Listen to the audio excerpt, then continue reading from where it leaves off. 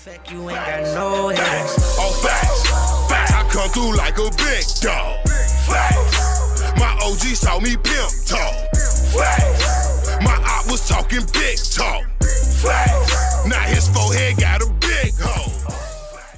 Yo, so check it out. I met Prodigy in like the year 2000 at the Impact convention, right? Cause see, before the internet and shit was popular, the thing and shit, they used to have those little hip hop conventions and shit, and all the DJs and shit come, you know, the seminars and all that shit, you know, little weekend type shit. Short story shorter, man, yo. So it's the year like 2000 or some shit, and I went to the Impact convention in Orlando, Florida, and shit, I ran into a lot of people, but specifically I want to talk about Prodigy today because he one of those rappers that I looked up to, and I grew up listening to, and you know, he's influential to the game, and now that he's gone, I feel like it's a whole like chapter of hip hop and music, like a whole vibe and a whole style and a whole energy left with Prodigy when he left.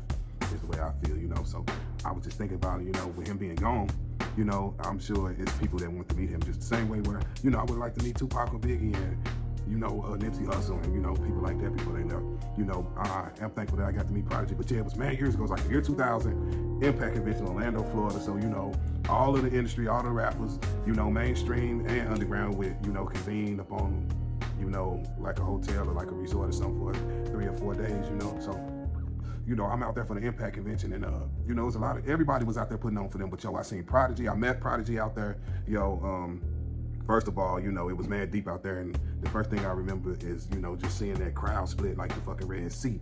You know, they definitely split the crowd like the Red Sea when they came through. So I'm seeing people looking and moving out the way, and like, you know, cause, you know, everybody watching everybody, cause everybody in the game there, you know, so of course it's tense, you know, this before the internet and camera phones and all of that, you know what I mean? So the crowd is partying, you know, so it's like, yo, who coming through? So I look up and, you know, I see Prodigy. I'm like, yo, is this Prodigy? But yo, he's like, short. He's like the smallest person with his clique, yo.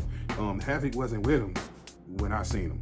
He's like the smallest person in his clique, and he's in the front. Like, so he got mad, you know, big monster niggas and shit moving with him and shit. These Queensbridge niggas, these infamous mob niggas, they moving with him, you know what I'm saying? Like a pack of fucking wolves. And they're like the smallest nigga in the front, you know? And we in Orlando, Florida, so it's mad hot. It's the summertime, right? So he got on like the tank, so he got on like a wife beater with the big chain, with the long chain, you know, the chain that had the 6-point star in it that, you know, he was rocking in the Keep It Thorough video, you know what I mean? So he had that chain on with like a wife beater with a do-rag, but he had a do-rag tied up.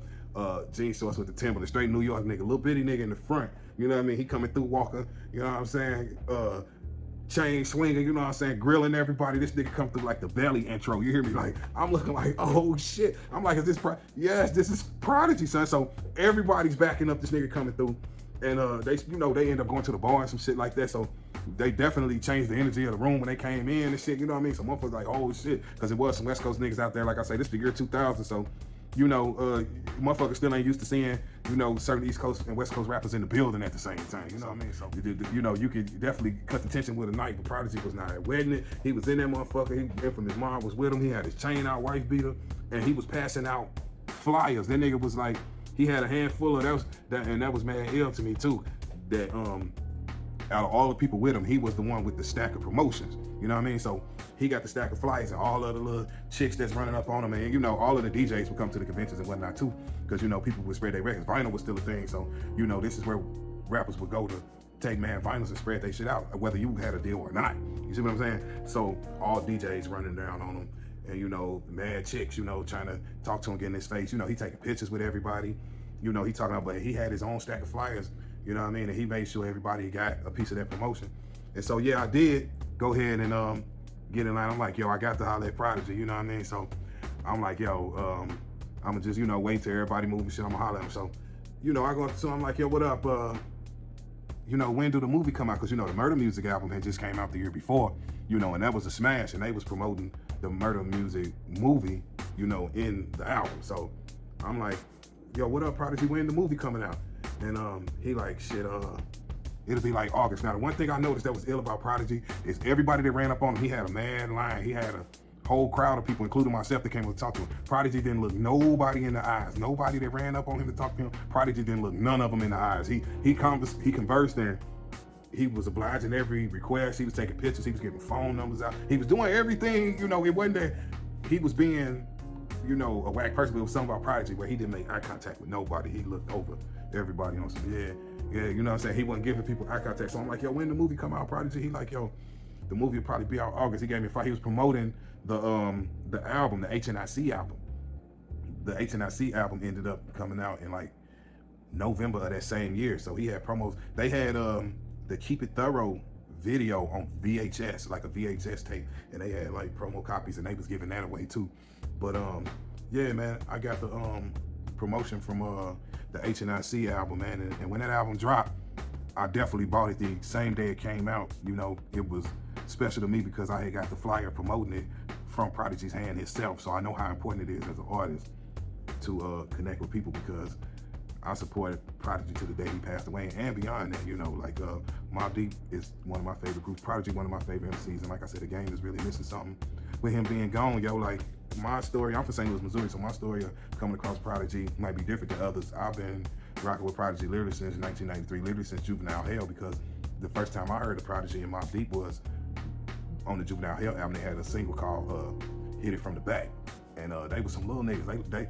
I was like 12, 13 years old when that record came out. When Juvenile Hell came out, I guess I was like 12, 13 years old. And I was under the impression that they was my age. I guess because they were so small, you know what I mean? So small frame that, you know, and then I guess I could name an album being Juvenile Hell, you know, I guess they might have been 17, 18 years old then, you know what I'm saying? But I thought they was my age on some crisscross shit. So I'm thinking, oh shit, this like, you know, some crisscross shit, but turned up. And then Havoc had the San Jose Sharks hoodie on in the Hit It From The Back video back in '93 off that Juvenile Hell. And my brother had a San Jose Sharks coat, so that connected with us. It was like, yo, we got this, you know. Yeah, so I literally been rocking with Prodigy since Juvenile Hell in that sense, you know what I'm saying? And I was, you know, we all know Shook Ones and the Infamous album and all that, but Murder Music was definitely probably my favorite album of that year. And, you know, to run into Prodigy that following year, it gave me motivation to, you know, push forward in the game and be the artist that I know I could become myself, you know what I mean? And, you know, I learned something from him because I never been ashamed to promote myself and hand people my promotion, you know what I mean? Because I knew that the day that Prodigy album came out, and it ended up getting pushed back, and I ended up coming out in November, I believe it had like a different release date on the flyer, you know what I mean? But I made sure that I got that album, like, you know what I mean? Like, Prodigy told me to go grab that, you feel me? And that's one of my favorite rappers from day one, from the first time I heard him rap, you know what I mean? Rest in peace, Prodigy, man. When he passed away, we lost a vibe with him, you know what I mean? Salute to the Mobb and Queensbridge, you know?